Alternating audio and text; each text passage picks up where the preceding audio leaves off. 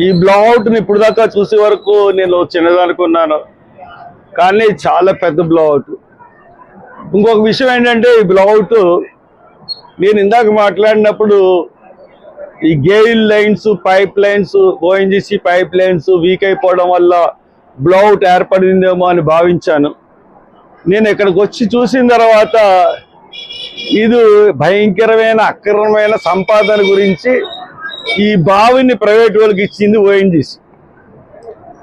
ఈ బావి ఎవరికి ఇచ్చిందంటే, కొన్ని బావుల్ని గ్యాస్ అయిపోయిందని, కొంచెం గ్యాసే ఉంది, దీని గ్యాస్ని సరఫరా చేయలేమని చెప్పి కొంత ప్రైవేట్ వాళ్ళకి ఇచ్చేస్తూ ఉంటాయి గ్యాస్ బావుల్ని.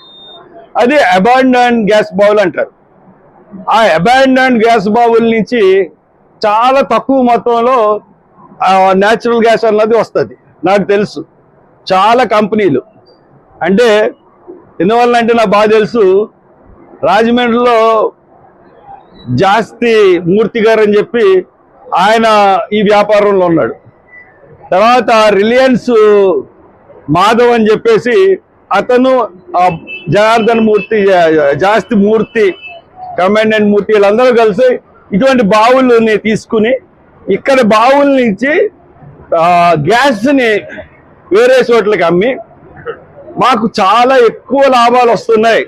వాళ్ళు అమ్మేదేమో రూపాయికి అమ్ముతారు, కానీ మేము 10 రూపాయలకి అమ్ముతున్నామని చెప్తారు. దానికి కారణం ఏంటంటే రిలయన్స్ గ్యాస్ యొక్క ధరల్ని పెంచడానికి అని చెప్పేసి ఈ వ్యాపారం జరుగుతూ ఉంటుంది.